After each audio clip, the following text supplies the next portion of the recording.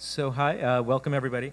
We're here to discuss Richard Lachmann's new book, First Class Passengers on a Sinking Ship, which is Richard's contribution to the ongoing debate, primarily on the American empire, but Richard, being a historical sociologist, embeds his argument about the United States in a very ambitious analysis of empires and hegemons historically, the Dutch, the Spanish, the English, and now the Americans.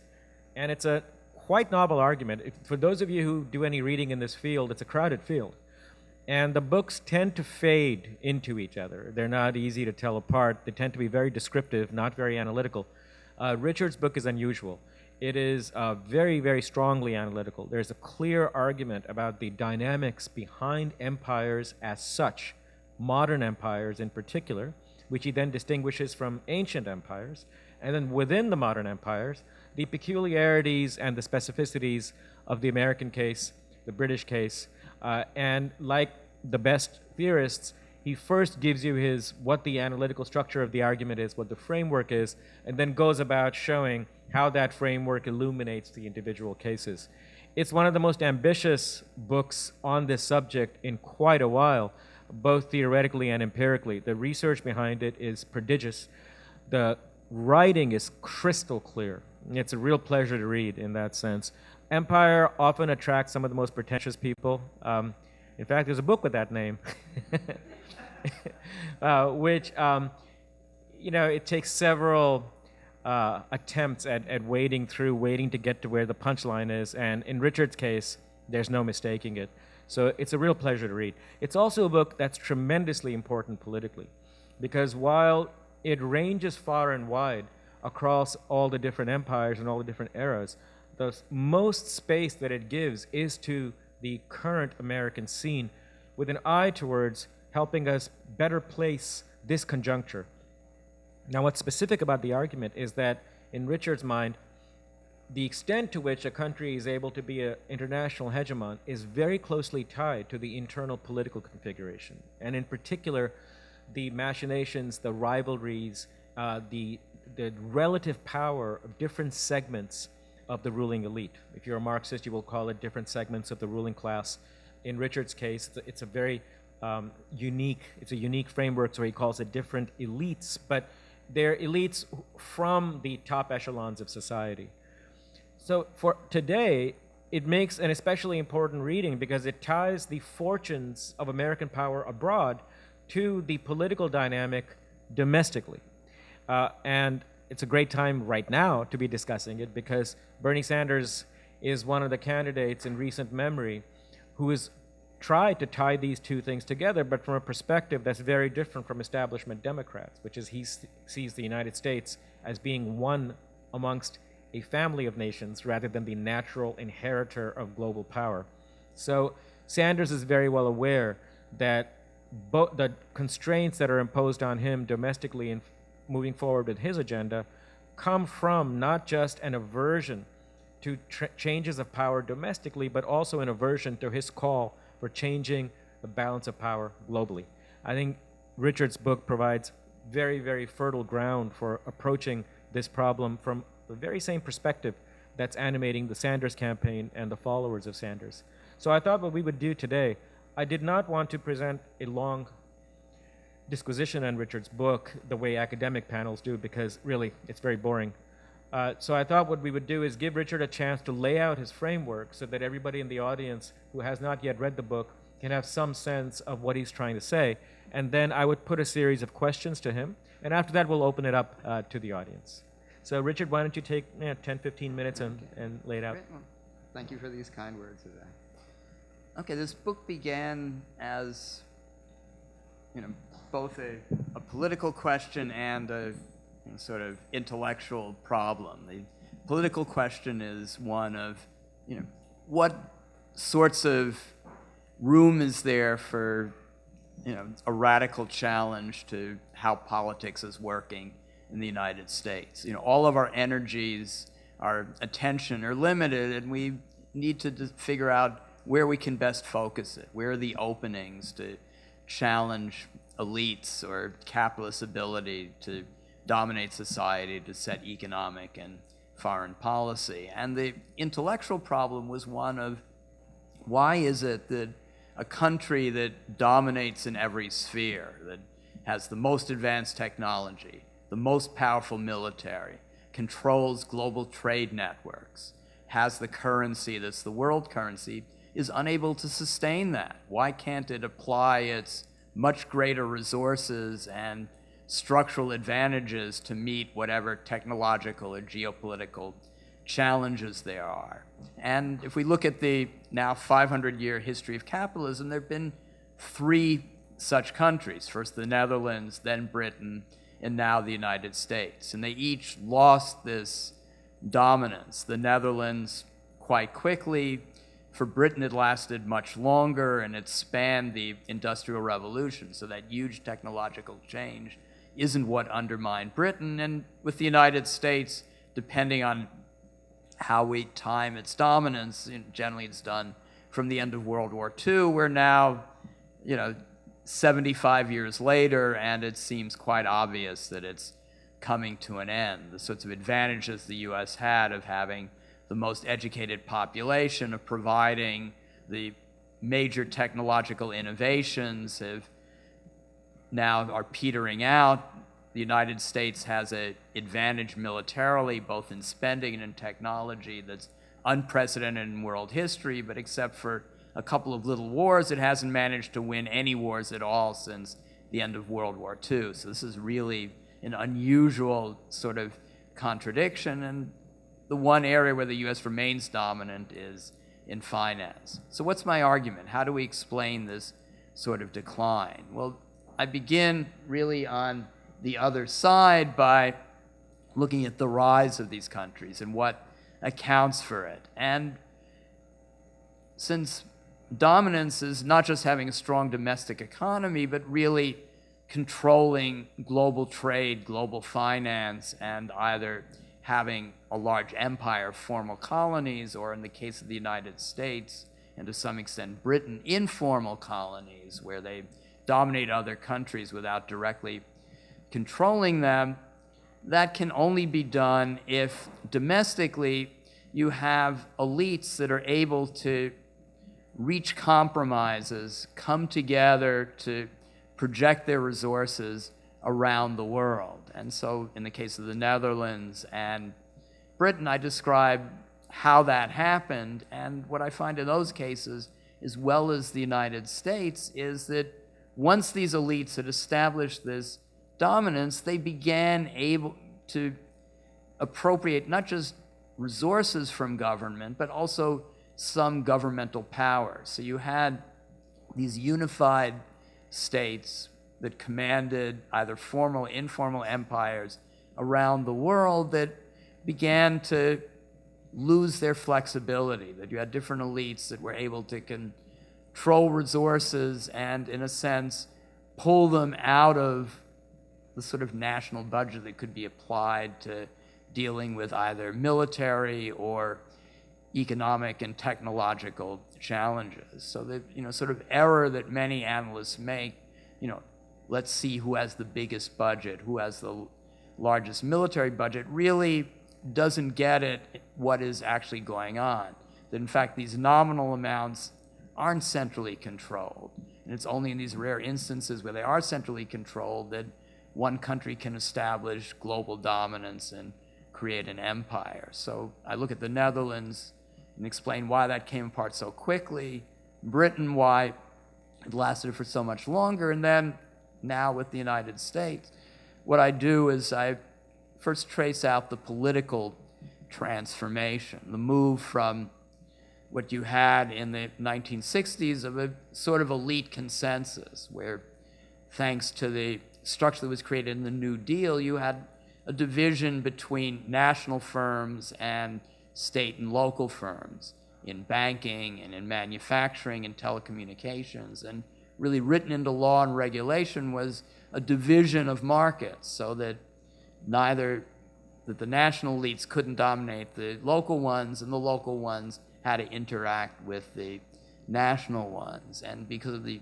structure of American politics, where of course members of Congress are elected from states and districts, this gave local companies a great deal of leverage. They had their representatives, and they were able to use them to protect their interests. And what made that come apart, in my analysis, was the wave of mergers that began in the late 60s, that you had either national firms buying local firms, or especially in banking, you had local banks combining with each other and creating new national banks. And as that happened, they were then able to undermine the sort of protective regulation.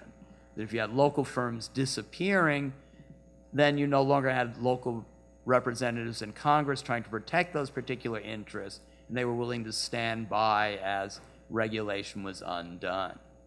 And so you had this transformation of national politics that then allowed different elites to capture portions of the state, not just in terms of regulation, but in terms of resources. So if you look at the national budget, much of it goes in direct or indirect subsidies to these large corporations. So you get the paradox that we have, that the United States spends far more than any other country in the world on medical care, but the results are much worse. How can that be? Well, we all know how that can be.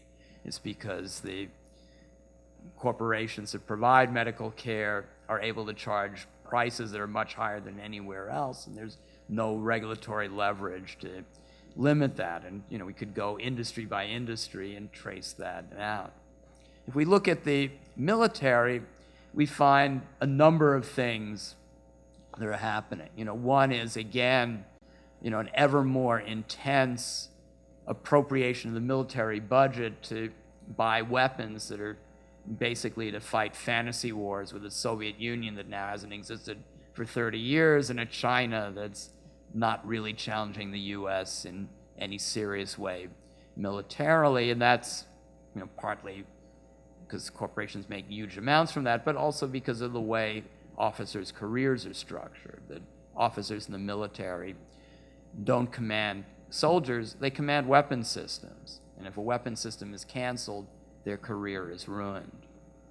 So during the Iraq War, you had one officer making the observation, we're willing to give our lives for our country, but not our careers. And that really motivates military strategy. And then the final factor is, of course, if you want to have an empire, you can't just do that by sending soldiers and administrators. You need to enlist elites in the countries that you dominate. And the British, of course, were the masters at doing that. And in the United States, because of neoliberalism, the sorts of mechanisms that allowed local elites to enrich themselves are being undermined. And so they are less willing, because they don't gain much from it, to ally with the United States. The one mechanism where that still works is through finance. So the amount of money, for example, that goes in, quote, aid to Afghanistan is much larger than it was for Vietnam, but most of that aid goes to very few people in Afghanistan who run the banks. So, this aid was in the form of cargo planes showing up with huge piles of US currency that were just handed over to a couple of bankers, and that didn't create the sort of depth of local elites that the US could count on to administer in Afghanistan or Iraq or elsewhere. Ironically, the one area where US dominance is now stronger than ever is in finance. That after the 2008 financial crisis, the Fed was the only entity in the world that could generate enough money to bail out banks around the world. So the Fed is the global regulator, and the dollar remains the global currency. And so the question for the future will be, what sort of dominance can the US maintain if it is still central financially, but its military can't fight wars anywhere, and in manufacturing, technological innovation, education, health, it's falling further and further behind.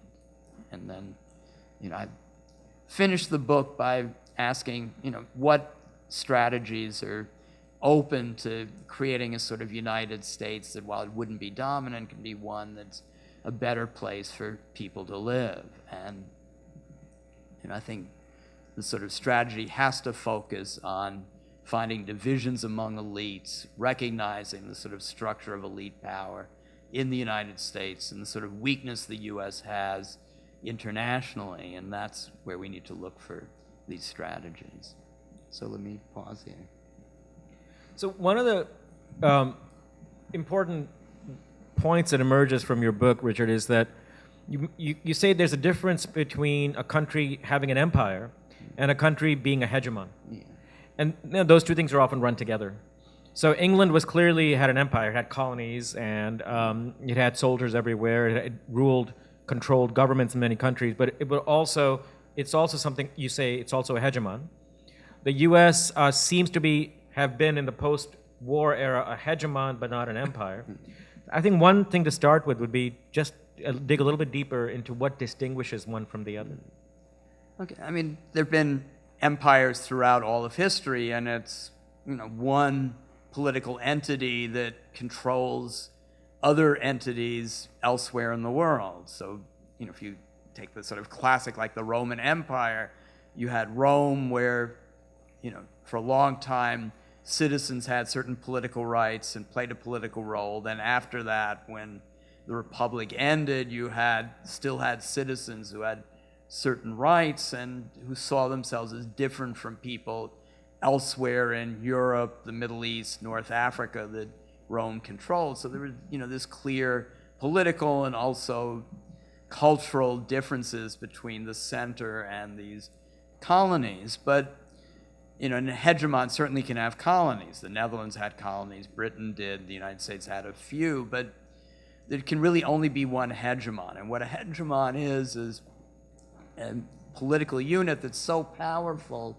that it's able, not just to dominate elsewhere in the world, but really to set the rules of the game for the entire globe, to force the rest of the world to operate under a single financial system, to have rules that, might be broken during wartime about, who controls what territories, how countries deal with disputes among each other. And so first the Netherlands did that and then lost it. Then you had a period where there was no hegemon. Then Britain was able to do that and it lost it. And then you had this period where Britain was competing with Germany, the United States, and then finally in 1945 that was resolved with the U.S. achieving hegemony. Now the U.S. is losing that, and so we're entering a period when there isn't a hegemon, and it's it doesn't seem likely that China is going to be able to attain that anytime in the near future. The sort of idea that perhaps the EU could do that, now seems utterly ridiculous. So we may be entering a period where there isn't a hegemon, and the world is, much more volatile, and you might get a situation where you have different parts of the globe where you'll have one dominant power, and then elsewhere in the world a different one. So maybe one way to think about it is that an empire is when one country directly controls subordinate countries, and a hegemon is when the powerful country is able to shape the geopolitical conditions for other powerful countries, and not just the countries that it controls. Yeah, and these other powerful countries see benefits from working within the system that the hegemon created. So, if we look at the world now, most of the other powerful countries are, or at least up until recently, have been allies of the United States and feel that they benefit from the sort of system that the U.S. established at the end of World War II. So then, if we look to the recent past, England had an empire all the way into the 60s, but when did it lose its hegemony? It lost it in the late 19th centuries. And, you can't put one date on it, but, certainly at that point it had lost its industrial leadership. It no longer was a technological innovator, was having a harder and harder time preventing other major powers from asserting themselves militarily around the world, and the other powers didn't see a benefit from operating within the structure that Britain had created. And while the pound was still the dominant currency, it no longer was controlling global finance, and there were rival centers. So England loses its hegemony by the 1880s, 1890s. Its empire continues into the 1960s. So it's able to have the one after it loses the other. The U.S. has never really an empire in your reckoning, yes? Yeah, I mean, it had some born colonies. a hegemon. Yeah. It's born a hegemon. Yeah. So what's happening now is that the United States is losing its hegemony and has nothing more to fall back on. It's not like England, which lost its empire but still had hegemony. The U.S. lost hegemony and still had an I'm empire. sorry, yeah, lost hegemony. The U.S. is now find its hegemony also weakening. Yeah. So maybe one thing to turn to then is the factors that go into the loss, first of empire and then of hegemony. You have this table in the beginning of the book in which you lay out 4 conditions which contribute to the loss of hegemony. And they're not additive. It's not like you need to have all 4. You say any one of those 4 can lead to a loss of hegemony. And some of them are pretty commonsensical. Like if a hegemon establishes its power partly through, say, setting up colonies, one of the things that leads to loss of hegemony is it loses control over its officers in the colonies. The settlers, for example, in settler colonialism, France loses control over the French Algerian settlers.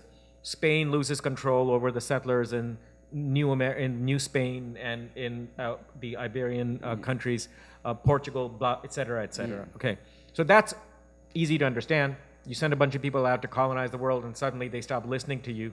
You lose control over that. Another factor is when the power of the settlers becomes such that they're also able to affect politics back in the home country, right? Yes. And they're able to forestall and block efforts to control them. Yeah. Now, a third factor is, and this is the one that I didn't quite understand, maybe you can explain. You say if there is one dominant faction of the elite at home, that undermines hegemonic power. So in England, if one section of the English elite starts lording it over all the others, then that'll undermine England's ability to maintain its hegemonic position. Yeah, I mean, that didn't happen. That was the factor that explains why Napoleonic France. But or here's my Nazi question. Germany Here's what I don't didn't understand. become hegemonic. Commonsensically, it would seem a very fractured, disunified elite should make it hard to maintain empire. One would imagine a very, very unified elite under the umbrella of one segment should be a pretty stable hegemonic formation, no? But I mean, you think it would have the ability to take initiatives, but what's needed they control the state because they're unified, and the members of that elite are desperate to remain within the elite because there's really nothing outside, so that creates a sort of rigidity that you wouldn't see otherwise. But let's look at post-war United States. Yeah. From 45 to right up until the end of Bretton Woods. Yeah. It's a pretty unified elite. Yeah, except they're clear between national and local, between financial and industrial capitalists, but there's a structure that limits their conflict. That's the crucial thing for maintaining hegemony. Then it's not unity versus disunity, No. really. It's like usurpation and rent seeking versus sharing the spoils. Yeah. And what you would ideally want then is not, say, a divided elite as opposed to a overly unified one.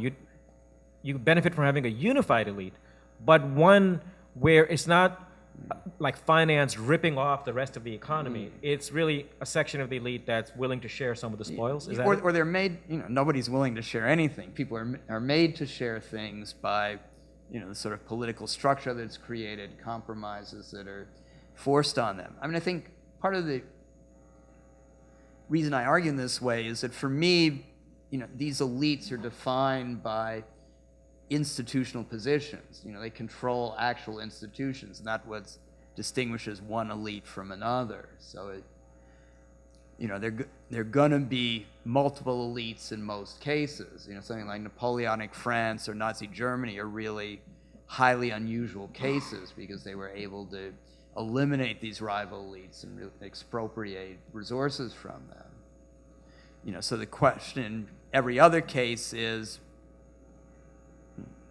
do these elites engage in intensive fights with each other, or are they forced to limit their avarice and compromise with each other? And when they're limited in that way, then there's a potential for Okay, hegemony. that's also then consistent. So that's the problems at home, which can undermine an empire or a hegemon. You also have an argument then about the growing inability of a hegemon to maintain power over its supplicants, over the countries that it's trying to control. And it's a similar argument where you say, in order to have stable rule over the dominated countries, the metropolitan elites have to be able to cobble some kind of alliance or negotiation with the elites in the subordinate countries. And when that starts to break down because they're not giving them enough, they're not allowing for have enough of a negotiated compromise, that's when elites in the subordinate countries strike off on their own and they go, we don't want to be part of this empire anymore. So your argument with the American case right now is that one reason that America's attempts to, say, overthrow governments and establish their own puppets from Vietnam onwards are because they've increasingly been overtaken, the Americans that is, by this neoliberal way of trying to establish new rule.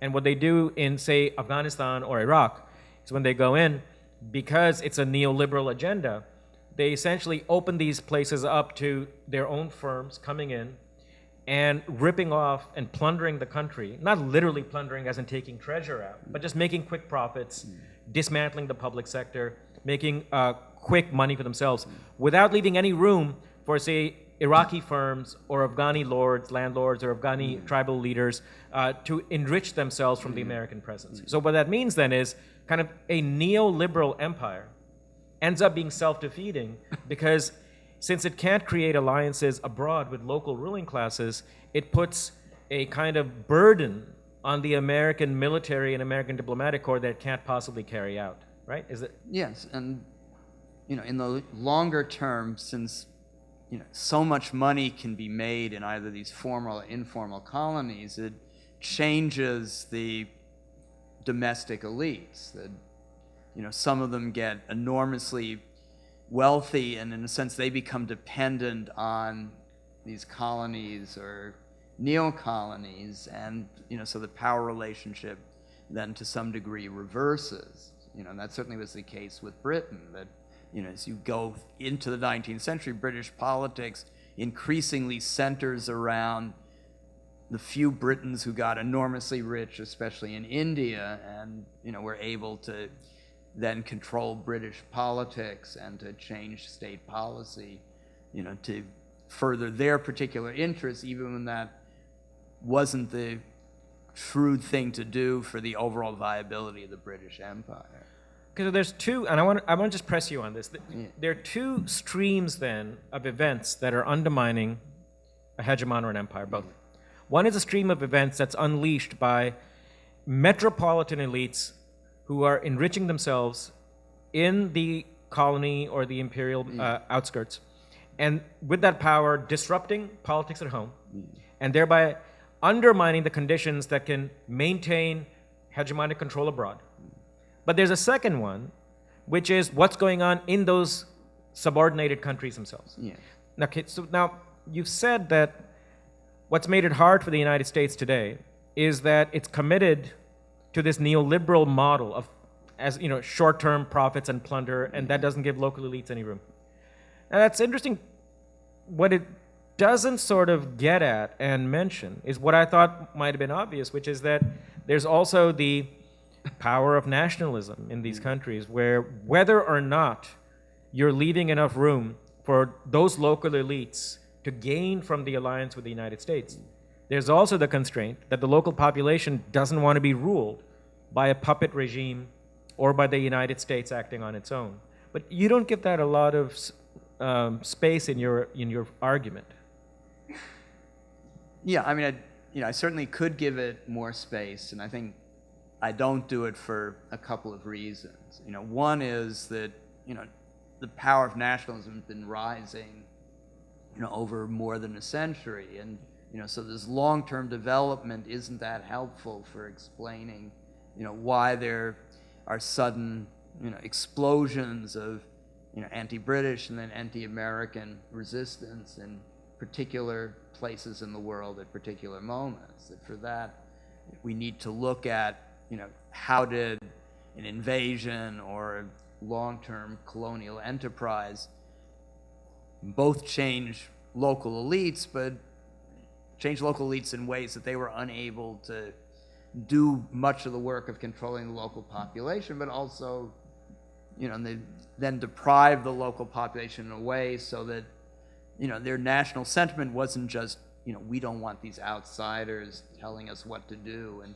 taking what we have, but creating an immediate crisis that they felt they had to respond to with resistance. So if we look at Iraq, the US invaded and it said, we got rid of Saddam Hussein, we're going to leave. Why didn't the Iraqis just sit there and wait a couple of years till the Americans left? Why did they feel they needed to engage in armed resistance so quickly? And the answer to that is that the Americans immediately were trying to denationalize Iraqi firms, to get rid of the Iraqi enterprises were operating on old French and Soviet technology that only local Iraqis knew how to maintain and repair, and replace that with new American technology that the Iraqis couldn't operate at all. And so the careers, the jobs of Iraqis would have been wiped out if this neoliberal project had moved ahead. So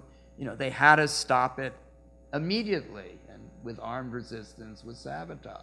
But let's consider the following counterfactual then. Yeah. Suppose the United States maintains its presence in Iraq, as it intended to. Yeah. Suppose that they cobble together some sort of alliance with the Iraqi ruling class, but it's not neoliberal. Do you see that as being a viable long-term option for the United States? In other words, if it abandons the neoliberalization of its occupations, is occupation then a viable strategy? Because I would say no. I mean, I think in the short term it could have been viable. But I mean, there are all sorts of reasons you can't maintain large numbers of troops in a, it's expensive. Americans aren't willing to sit in other countries for long periods of time. If they're there, it will create some degree of resistance. It'll then create some violence and create American casualties and lead to a sort of escalation. But that means it's nationalism. Yeah, but the question's, how long does it take before you have this eruption? With what intensity? What level of casualties, can Americans endure? Which of course is, dropping war by war. Right. So, if we want to explain, sort of very rapid, defeat of the, where Iraq just totally slipped out of control, then, I think neoliberalism is a factor in that. But so let's accept, which I think is obvious, that American military power, on one count, seems unassailable. If you go by how much the defense budget is and the size of the army and the nuclear arsenal and all that. But as you say, and I think it's quite true, their ability to actually use it and use it effectively is diminishing so rapidly that one of the pillars, therefore, of American geopolitical strategy in the last 60 years, which is the ability to deploy troops to intimidate other countries, to knock out other movements, is now dramatically reduced. Okay, that's one of the key pillars of what constitutes and supports hegemonic power. Yeah. All that leaves then is the financial thing. So then, in your estimation, in your framework, you say the Dutch and the British both were left holding on to finance when everything else essentially was lost. And it's one of the signs of a kind of a post-hegemon. Yeah. It's the shadow, it's the echo that's left from hegemonic ascendance, that when you lose your military capacity, your economic dominance, that is manufacturing dominance, your geopolitical influence, all you're left with is you have a lot of banks, people rely on those banks, and through that you exert some influence. But usually by that time, there's somebody else that's ascending. Yeah. So two questions emerge from that, and then we'll throw it open to the audience. The first one is, all right, so then what is the short to middle run prognosis in your mind for American hegemony now, if indeed it's the case that all the other supporting institutions, the military, its manufacturing prominence and all that is sliding, and all that's where the U.S. is left with is the place of the dollar internationally. Well, it won't be hegemony. The U.S. will still have a lot of influence, and I think what's going to make this harder to analyze. In the past, when the Netherlands and Britain declined, there was either a clear hegemon or there were several powers that were competing, and once that competition was resolved with Britain and then the United States clearly achieving hegemony, then you got a new order.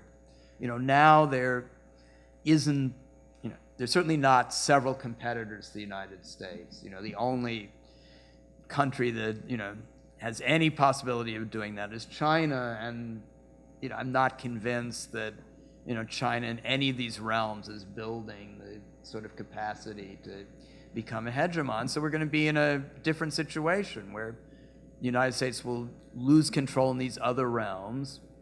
In finance, it will be able to maintain that for a while, if only because this is one area where the Fed being able to just pump unlimited amounts of currency into the world and create some sort of regulatory regime is something that other great powers value. They don't want to lose that, so they're going to do their part to ensure that the dollar and the Fed are able to maintain that dominance. But to have that operating in a world where you have multiple military powers, none of which can really assert control, beyond the nearby region, and having technological and manufacturing power being very diffuse in the world is going to create a new situation. So let's just dig a little bit deeper, because in many sections of the American elite, and also on the left, the specter of China is something they take pretty seriously. And you have a view, as I do, that it's very unlikely that China is waiting in the wings as the successor power. Just go a little bit more deeply into that, why you think it can't do it. Well, I think, certainly financially it can't do it, because for the RMB to be a world currency, it would have to open its financial markets, and that would undermine the state and the party's power over the economy. Economically, it isn't showing much technological leadership. It's still following a well-worn path of development where you borrow technology from elsewhere, you try to imitate existing modes of production, and so there isn't really any sort of But it's building a giant navy. It's spreading into Africa. It's got enormous influence on the African continent now. Yeah, I mean, it's doing, it's certainly going to be a major power, but it, isn't investing what's needed to try to dominate the world. And, they're certainly, China hasn't fought a foreign war since its Vietnam War, now 40 years ago. And, I think that's partly the state's reflection that, there'd be such opposition to significant Chinese casualties. They wouldn't dare to send troops abroad to fight. And, so it obviously has a sort of influence, but, it's not something that I think can develop into hegemony. So let me then leave you for this final question. Your analysis points to a very interesting phenomenon now, which is that American military power abroad is becoming largely an empty threat. American financial power remains for the short to middle run viable, but this military of 700 and some bases, of the largest budget in the world by far, the next 10 countries combined, being what it is, do you see the American ruling class holding on to this network of bases, this gigantic military, when those resources could be deployed towards revitalizing American infrastructure, towards revitalizing the economy? Or do you see them, because of the, as you show in the book, the political clout of these procurement lobbies, these military corporations, do you see them holding on to it even at the expense of draining the rest of the economy? Yeah, no, I think they will hold on to it. And, also the military itself has a sort of prestige so that, elected officials don't feel they can challenge the military. Whenever there's a nuclear arms limitation agreement, the cost of it is that whoever the president is has to sign on to an elaborate wish list from the military of new weapons they want to build or existing weapons they want to expand. So when Obama got this pathetic little treaty with Russia, when the treaties are brought before the Senate always calls the top military generals and say, is this a threat to U.S. security? And for them to say, no, it isn't, they have to be bought off. And they were bought off by Obama with a nuclear modernization project that's estimated to cost $1 trillion. Of course, in the end, it will cost a lot more than that. So, these budgets are going to continue, both because of the power that these officers have and also because it produces enormous profits. I mean, the other side is, of course, the U.S. economy has been growing much faster than the military. So the amount of the in dollar terms, it's bigger than ever before. As a percentage of GDP, it's, much smaller than the Reagan budget or even the George W. Bush wartime budgets. So, it's affordable in that sense. So do you think that it's possible for, say, if a Sanders presidency becomes a realistic thing, that to have that something like Medicare for all, the rebuilding of the infrastructure and all that can be managed while sustaining this gigantic military? Well, I mean, I think if he or someone like him became president, that would, be maybe not a revolution, but a radical political change, and that would, weaken the power of defense contractors and also of officers. I mean, if during the Vietnam, McGovern didn't win the presidency, and, his plan to cut the military budget by 2/3, he wasn't in office to enact, but Nixon cut it by almost half, and he was the one he signed all sorts of arms control agreements. He told the military, yeah, I'll give you this and that if you say that it isn't a threat, and he reneged on it. He was the one president who got away with double-crossing the military because there was a huge anti-war movement. So if Sanders came in, I think that would be the political equivalent of that. Okay. Then, we wanted to go about 45 minutes before we opened it up, and we're exactly at that mark. So if people have questions, then yes. Thanks for the talk. Just a question on the relationship between U.S. financial power and military power. Would the U.S. have so much global financial power if it didn't have so much global military power? Doesn't the military power of the United States defend and sustain the dominance of the dollar? In other words, isn't its vast military power a necessary and sufficient condition for its power?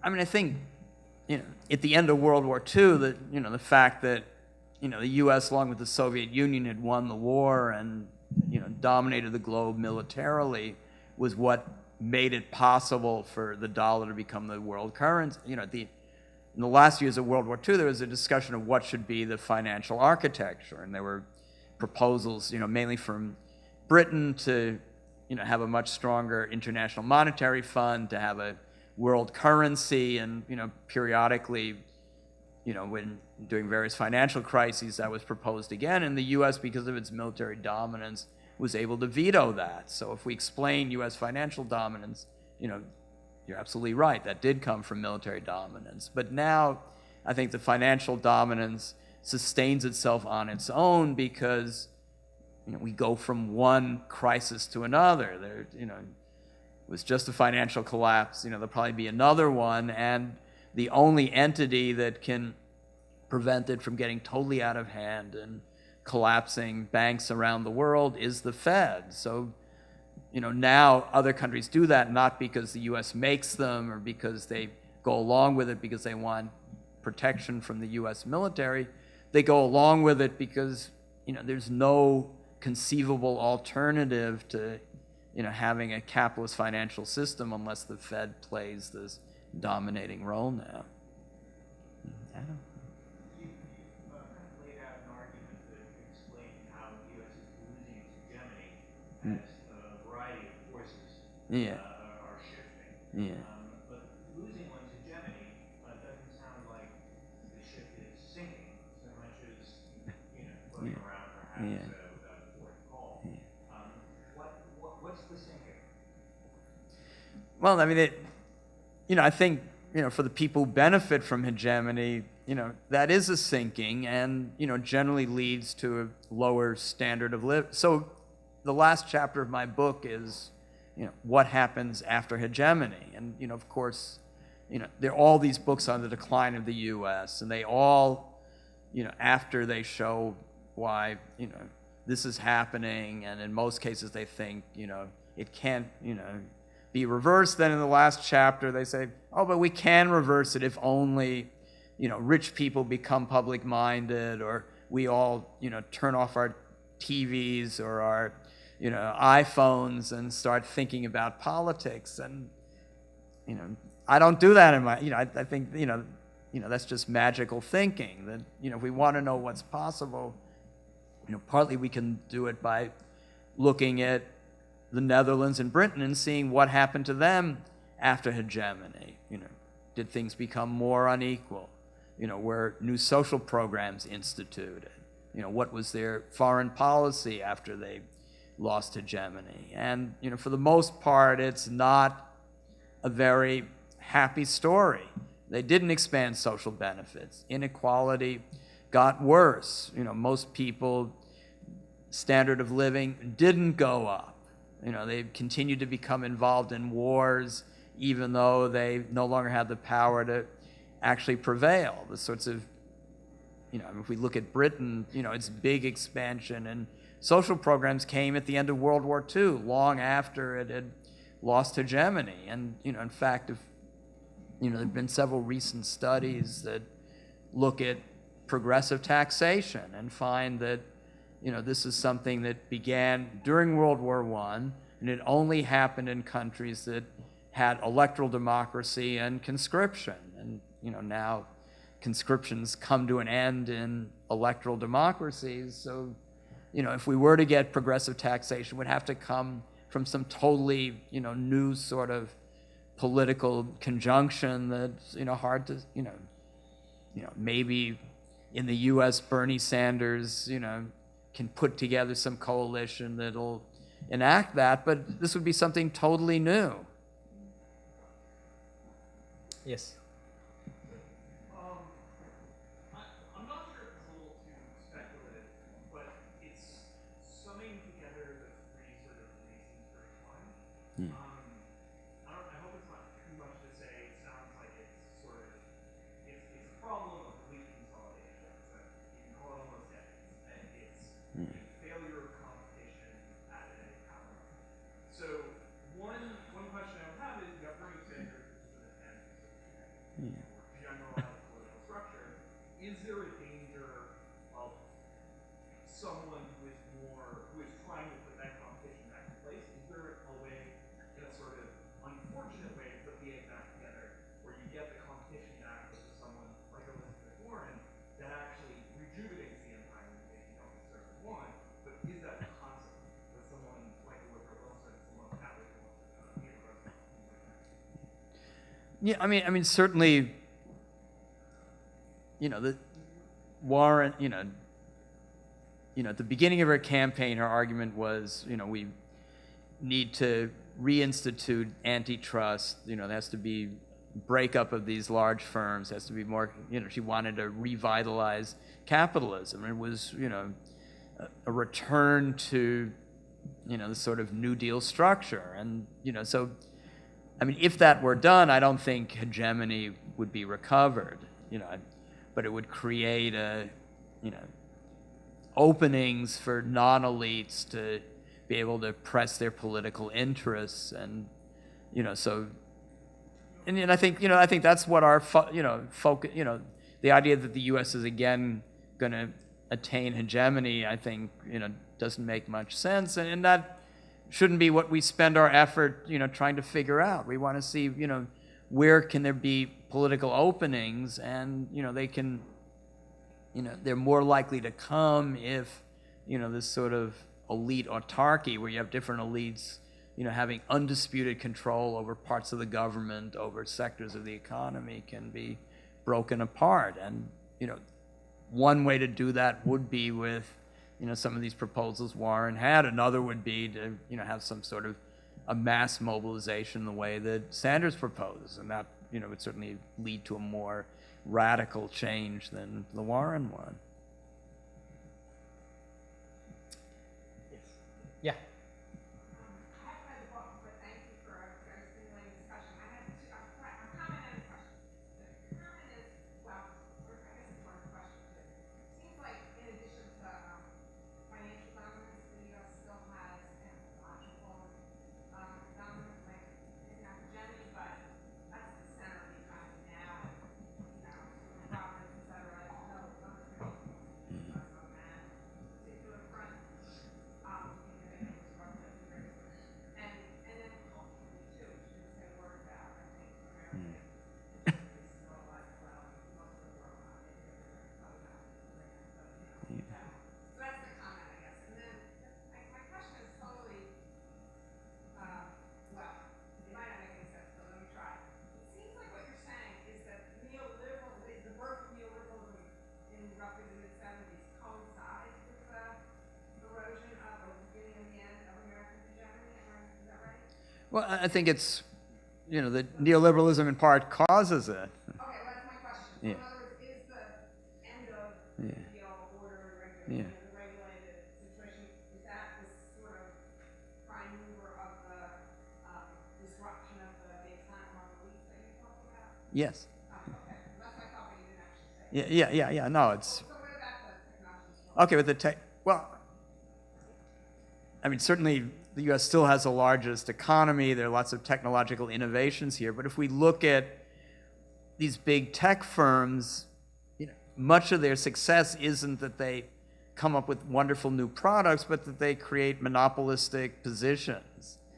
So we all have to use these shitty programs that Microsoft designed and that never get better.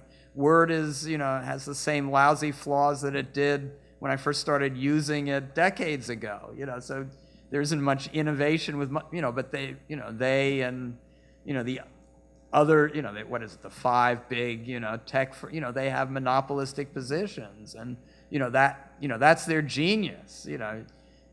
Bill Gates was a really brilliant monopolist in the same way that John D. Rockefeller was. And nobody says, oh, Rockefeller invented some great technique to refine oil more efficiently. That was the Koch brothers' father who did that. So I mean, there are all these efforts to try to measure where does technological innovation come from, and it's really hard to do if you count patents. Some patents are really meaningful, others less so. So if you count that, China has more patents, but we know that most of them are pretty trivial. So but certainly the fact that educational attainment in the U.S. is dropping off quite the U.S. was number one now, depending on how you count it, somewhere between 15 and 25, and if you look at in the tech firms, most of the students come from outside the U.S. The day when students from China and India decide we're not going to come to the U.S., we're going to stay home or go to Canada, that's it. It's all done, right away. And with culture, certainly, U.S. culture still, has a powerful role. That again, that's something that's even trickier to, try to measure than technology. And, in various fields, it's become regionalized. That, students, have a, look at culture in East Asia, say that, most of it is internal. That, if there are things in Japan that come from abroad, it comes from South Korea much more than from the U.S. And, So I think, that's something where, it's breaking down much more regionally. And, in culture, we have already the sort of structure that we're going to have economically and militarily. Yes. The scenario that you presented when you were talking about local elites in various countries, in my mind, I was thinking about Venezuela and Bolivia and what is happening there. I don't know, and local elites that are, and how their populations do not all want the United States telling them what to do. I happen to have been in the Venezuelan embassy earlier this year for 15 days, so that's something that I've been engaged with. And I was at the trial yesterday, the first day of the trial of the embassy protectors. So I would just be curious how that went. Yeah, I mean, certainly there are countries in Latin America that, to quite an extent were able to escape U.S. dominance. And, part of it is that, they have valuable natural resources and, thanks to China, they were able to get markets and generate money that, let them escape a degree of U.S. dominance. Certainly if you look at the, financial crises of the 90s and after, this convinced, not the rich countries, but the poorer countries that they needed to build up reserves so that they, wouldn't be at the mercy of the United States and, whenever their currency dropped or interest rates went up. And, so if you have that plus being able to sell resources to other places, above all China, that creates a sort of autonomy. And,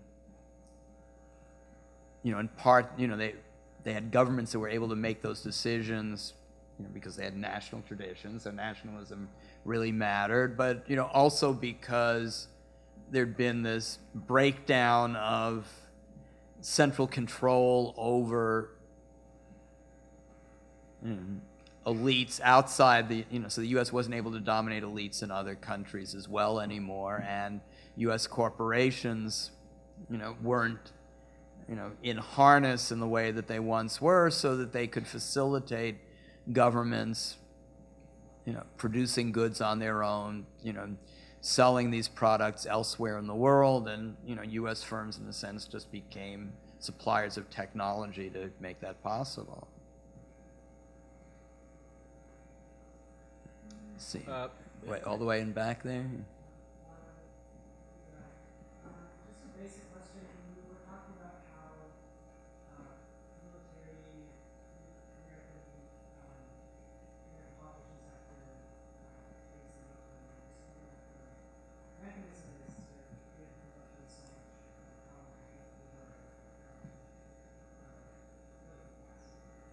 Well, I think there are two. One is that, for, really World War II on, the military has provided these super lucrative contracts to corporations. And so even though it's a relatively small part of the budget, the profit rate's so high that as a percentage of profit, it's still a substantial part of U.S. corporate profits. And then politically, these weapons are made, in plants, spread throughout the United States, so that, every congressional district has an interest in maintaining the military budget. And then, the military's done a really good job of maintaining its prestige, and that's something that's true in most countries, that, militaries, especially, if they don't stage coups and, defer to civilian governments, are seen as protectors of national security, the integrity of national territory. If they fight in wars, that gives them additional prestige. And, if you don't have conscription, then, these are seen as people are making sacrifices for everybody else. And, so, that gives them enormous influence. And, we see it even now. When the Democrats were looking for candidates for Congress, their top criterion was, can we find a veteran? If you look at Buttigieg, what does he, have to give him weight. Well, he was in the military, he spent a little bit of time in Iraq, and so that, makes him look serious in a way that nothing else in his short and slim political career does. Yeah, over there. When I think about books like yours that look at Britain, the Netherlands, the US, Yeah. focus on hegemony, Yeah. I think it's the one from the century, you're not going to read. How does your book take up material that was written 20 years ago and say address whether financialization really Yeah. is the last financial Yeah. hegemony, whether Yeah. cycles, economic expansion, contraction, Yeah. Yeah, I mean, Arrighi certainly is the person who had the most influence on my analysis in this book, and you could read it as sort of in sustained engagement with him. I mean, where I differ from him is that he thinks hegemons inevitably decline, that has to do with the dynamics of the world capitalist system, and that's where I disagree with him, that I think it's caused much more by factors internal to countries or internal to empires, and that the very long hegemony that Britain had compared to the short ones of the Netherlands and the US, argue against the view that you have these cycles that operate on set schedules. So, that's my disagreement with him. Yeah. I hope this isn't too far out left field, but I've always kind of wondered if Google yields very paltry results. Why is there so little enthusiasm on the part of the American military, or especially what you said, American finance for sub-Saharan Africa? If I wanted to insure myself against a recession, I was an American capitalist. I would pick sub-Saharan Africa as my next neo-colonial adventure. So why is the United States shying away from it, especially where China isn't such a disaster? Well, I think until recently it wasn't seen as all that profitable. A lot of the profit opportunities are still held by British and French firms that are in there as a result of their colonial legacy.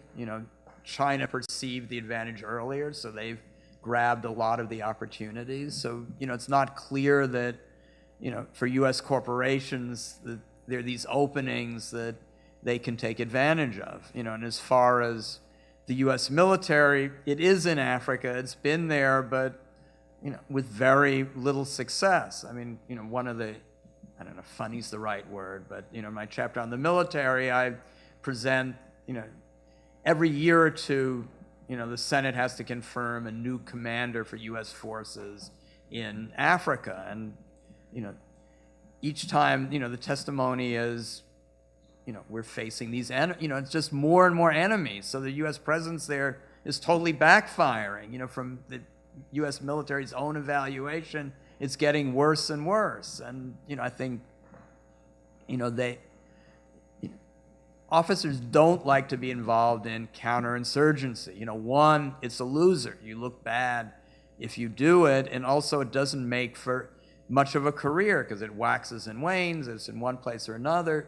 If you want a good career, you want to command a weapon system because it's going to outlast your career. Whether it's a 20, 30, 40-year career, the weapon's going to last longer than that. And, of course, at the end of it, then you can go to work for the corporation whose contracts you were supervising. If you spend your career in counterinsurgency, you can work for Blackwater? I mean, that's not so great. So, nobody wants to do that, so that, the Pentagon is there just like they're everywhere in the world, but they certainly don't want to expand that. So there's no push coming from that direction.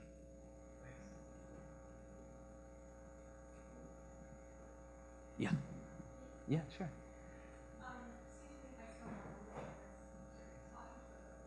So my question is, so before I ask, just to clarify, did you say that one of the reasons China, you don't think China can be a hegemony or hegemonic country is because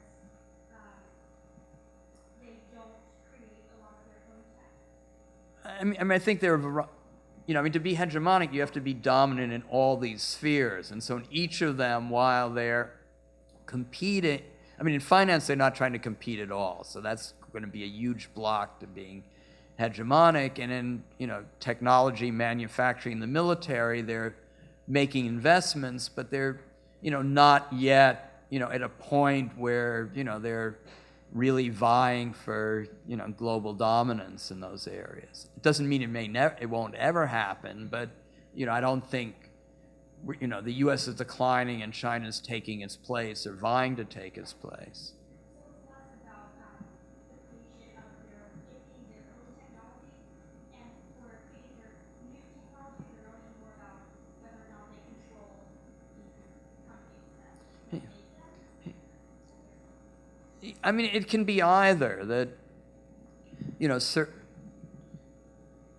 I mean, if we look at the past ones, what mainly happened was the existing hegemons, corporations sold their technology to other countries, including the next hegemon. So, in the Netherlands, part of the breakdown of hegemony was that you had the leading, Dutch producers selling their technology in France and Britain, and, there were people in the Netherlands who said, if we do that, we're going to be replaced, but, they didn't have, there was no mechanism that could have stopped that from happening. And the same thing's true with the United States, that what's technology that's being developed here is being sold, elsewhere in the world. And, so, Trump talks a lot about saying, we're not going to allow China to demand that U.S. firms that invest there have to turn over the technology, but, he's not going to follow through, and even if he wanted to follow through, he just doesn't have the mechanisms to do that. The technology is going to end up there regardless. So, they can become a technological leader, whether they actually invent something and they just buy it from elsewhere. It's more a matter of, being able to move up the, chain of sophistication and profitability. And they're working on doing that, but, they're not yet at a point where they're going to achieve that sort of dominance, versus the United States or even versus Germany. Yeah. So, Richard, I'm a couple of chapters into your book, and I'm really excited by how much more I have learned. It seems an investment in listening to your comments and the dialogue here. I'm getting the impression that your book is kind of a Weberian tour de force. Well, thank you. Really attend to the organizational state, classes in terms of elites and elite alliances, elite careers, and with all of that going on, interacting, you look at economic production. But what I'm curious to ask you about here is, in putting all of that research together and synthesized, distilling down to roll the book forward, are there any avenues of inquiry that you've had to sort of pass by for now, or do you have any itches that stuck that you're kind of now wanting to press onto? It's a way of asking, what's next?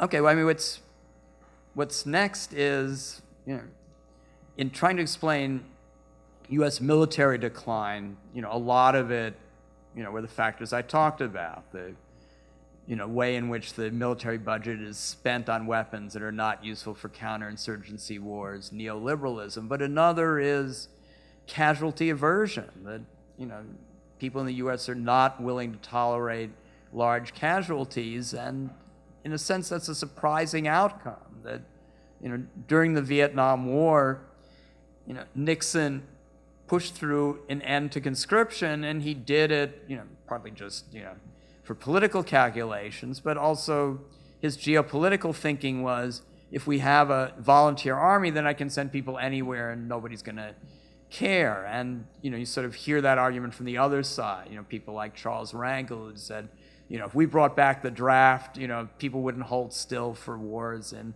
Afghanistan or Iraq. And, what I find is that's not the case. With a volunteer army, there's much more objection to casualties than there was during Vietnam. That in fact, during Vietnam, American casualties got relatively little attention. So one of the things I've done with graduate students is we read every article in the New York Times and Chicago Tribune from 65 to 75 with the word Vietnam in it and counted.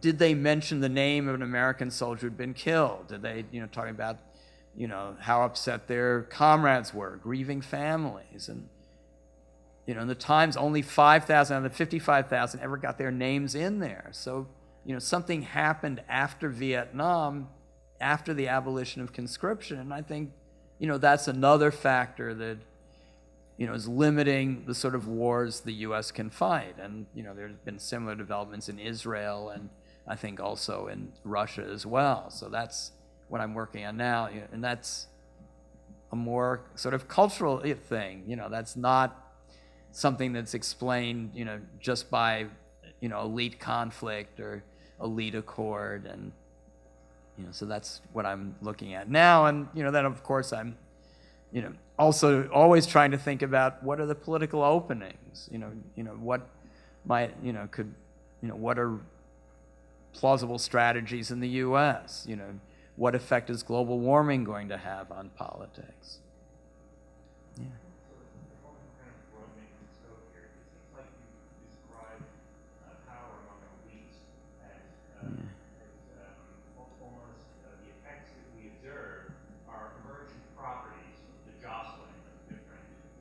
Yeah. So looking at that more globally, do you think that the rise of populists in Hungary, Poland, Brazil, here, is this creating a much more volatile situation where we get kind of like a friendship match thrown onto the playing? Is this world getting much more dangerous in that respect, or do you just feel that it's a different alignment of forces?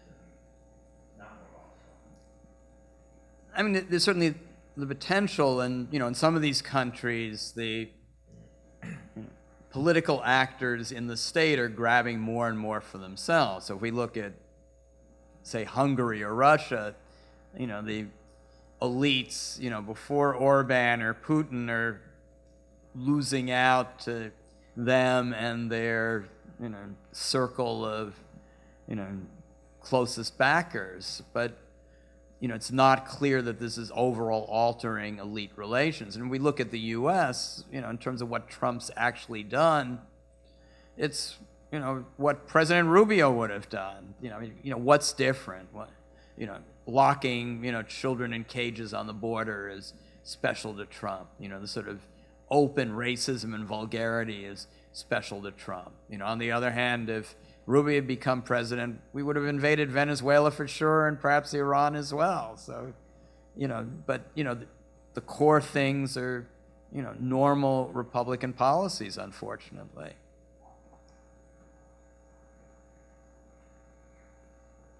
I'm not convinced that in most of these countries, these populists are, doing anything.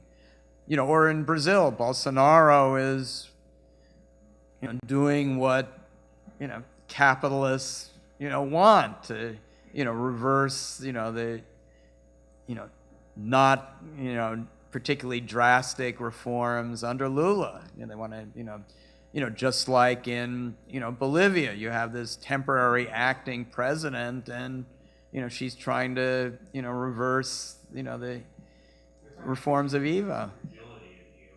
Yeah. Well, I mean, there's certainly huge popular anger that, the 2008 crisis that most people haven't recovered from at all, and the, open way in which the people who caused it got away with it scot-free, and on top of that got huge government subsidies, has created enormous anger, and that anger is not going anywhere. And, Trump, was skillful at exploiting that, and of course, he got a huge gift that his opponent was Hillary Clinton, who, is, so, identified with the people. What an idiot to run for president and still, after her husband made $100 million, have to go back for another $500,000 from Goldman Sachs. I mean, you dream about having, such a, inept, self-entitled opponent, and Trump got that, and he won. But, that doesn't mean that, the American elite structure has been overturned. Yeah. So, looking to the future of a possible Sanders presidency, or when we think about kind of how you get any part of the agenda through, like Medicare for all or a job guarantee or some kind of reform for the military, I think, we look back to kind of precedent of how similar programs or similar projects have been achieved. That Sanders can't go up against the entire ruling class simultaneously. That if he's going up against, if he's trying to get Medicare for all passed, he's going to be fighting against the health insurance industry. That might mean making alliances with other parts of the elites, or at least following their fears for a moment in that fight, right? And so I guess thinking about it like that, the strategy, how does an insurgent progressive or left-wing president, like the limitations or the possibilities when it comes to foreign policy and the military, is to what extent is it possible or even advantageous for President Sanders to kind of play off the various military or intelligence agencies within the government that with kind of various competing and overlapping budgets or kind of systems, the fact that the NSA and the CIA have very duplicate spying apparatuses, for instance, like, I guess, again, just to say it again, to what extent is it possible or even advantageous for Sanders to try to pit these agencies against each other to try to reduce militancy around the world? I mean, I think, to get any sort of reform, there has to be mass mobilization. The reforms of the New Deal or the 60s were, wouldn't have happened at all if there hadn't been mass mobilization. Then, when somebody is in office, if they're shrewd about, where the weak point is among elites or capitalists and who they can get as allies, then they can accomplish something. And I mean, I think it's harder now. That the big advantage Roosevelt had was that, capitalists weren't unified. That, there were these regional differences. Most capital was locally based, and so this provided a set of allies he could use to take on the New York banks and, the large national monopolies. There aren't really powerful local capitalists now, so President Sanders or, even Warren, wouldn't have these sorts of natural allies. As far as the military, during the New Deal, there wasn't really a standing military. That wasn't an issue. And in the 60s, the civil rights movement, they weren't concerned with that. And, then the anti-war movement, did create so much disruption that it, in various ways terrified the military. That, that's part of my story of, why there was opposition since Vietnam to casualties. The military put in reforms that backfired in ways that they didn't anticipate. So, I think, was, the important thing would be that there'd have to be a mass mobilization. If somebody like Sanders became president, I think, all capitalists and the military, would feel this is our enemy. We have to break him, or, who knows what, what he's going to be able to do to us. And, it's not, I'm not sure who the weakest targets are that, he can pick off. I think you might be right that, healthcare industry is so reviled, and other capitalists, have to pay these enormous premiums, and so they'd benefit from having that reined in. That, that might be the best target of opportunity. But if we look at, something like Obamacare, the only expansion of social programs, since the early Nixon days, how did he do it? He basically had to raise taxes, in part on wealthy Americans. There was some, modest degree of redistribution. And he, used that money and basically said to the health industry, you're not going to lose anything. You're going to make more money. And, that's, so you have various people, I don't know if we're going to say on the left, but, there's this whole argument that, the U.S. should give up on progressive taxation, not try to revive that, have a value-added tax like in Europe, and use that to finance new social programs. And, it's a pretty despairing prescription, but, absent huge mass mobilization, it might be the only feasible one. I mean, I don't want to have such a depressing analysis, but Yeah, Yeah. in the back. yeah.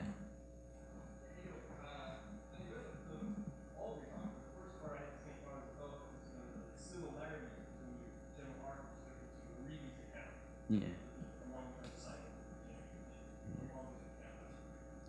And so it's interesting when you said you take Lachmann when you part ways, and you disagree with sort of structural constraints that happens in exchange and accumulation as being the determining factor. Yeah. Takes that up from just so I guess extending from that, my question would be, to what extent do you see the unique conflicts framework which you developed in the 20 years practically as a trans-historical explanatory framework that could explain empire's rise and fall prior to that? Because you don't see this contained by the generally speaking, mode of production capitalism per se. It sort of begs that question. Yeah, I mean, I think there's elite conflict in all eras, and I have a couple of pages in the book where I talk about the Roman Empire and try to explain how it operated as it did. I think once you have capitalism, then the sorts of elites you have become different from whatever existed before, and that creates a different dynamic. And so, that's why this book's only focused on, the cases of elites, over the last 500 years of capitalism. That I think, while you can make comparisons to other periods of human history, that, it then becomes really diffuse, and, I would have lost the sort of focus that I think I have, and sort of clear, analytic points that I can make by just remaining within the capitalist era. Okay, we're 90 minutes into it. You've all been very patient. I think, Natasha, we should wrap it up now? Yeah. All right. Richard, thank you very much for Okay, coming. thanks everybody for coming.